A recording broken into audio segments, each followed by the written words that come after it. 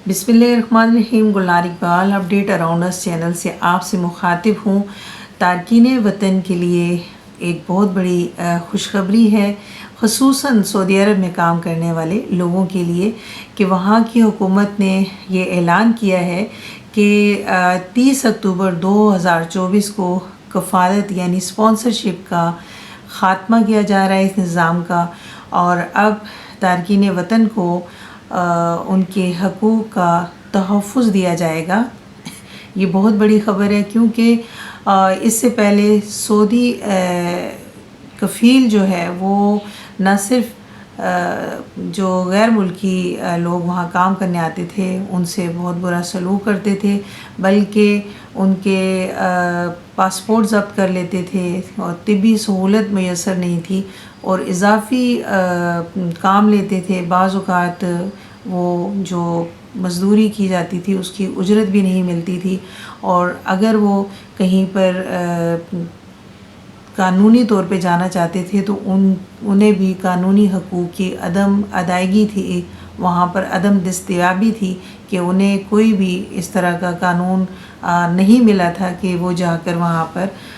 अपने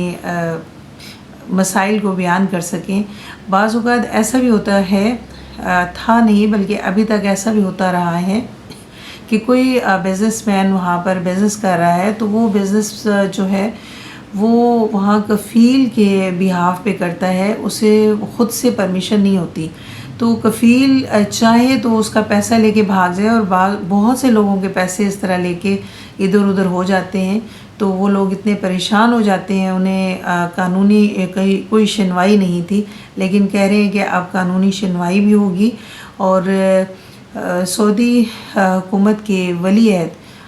मोहम्मद बिन कासिम ने ये ऐलान किया है कि कफ़ालत का ये सिस्टम जो है 30 अक्टूबर को ख़त्म कर दिया जाएगा, और जो भी कफ़ील इस तरह की कफ़ालत की ज़िम्मेदारी किसी की लेगा तो उसके ख़िलाफ़ कानूनी कार्रवाई की जाएगी, उसे जुर्माना किया जाएगा और सज़ा भी होगी। ये तो जनाब गैर मुल्कियों के लिए जो वहाँ पर काम करने के लिए जाते हैं और कफ़ील के हाथों तंग हैं, उनके लिए एक बहुत बड़ी खुशी की ख़बर है। लेकिन यहाँ पर सोशल मीडिया पर एक इंडियन फ़िल्म जो है वो भी चल रही है, और लोगों का ये कहना है, कुछ लोगों का ये कहना है कि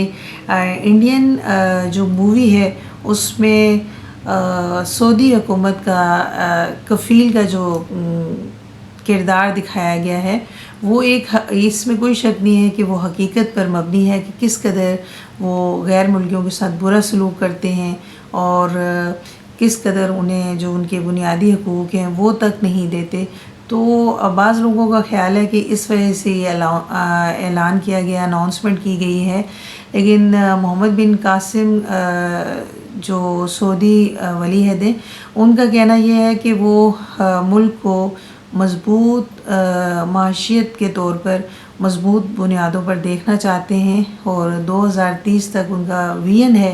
कि सऊदी अरब जो है वो माशी लिहाज से मज़बूत मैदान में खड़ा नज़र आए। तो इसलिए उन्होंने ये ऐलान किया है जनाब। यानी कि उनकी इस्लाहात जो हैं वो चाहे कुछ भी हों, जो भी इस्लाहात उन्होंने की हैं उसका मकसद कुछ भी हो, लेकिन ये गैर मुल्कियों के लिए एक बहुत ही अच्छी ख़बर है कि वो कम से कम कफ़ालत के इस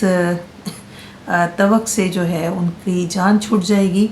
और वो इससे आज़ाद हो जाएंगे। लेकिन मेरे ख़्याल में एक और उन साथ साथ खुशखबरी के एक बुरी ख़बर ये भी है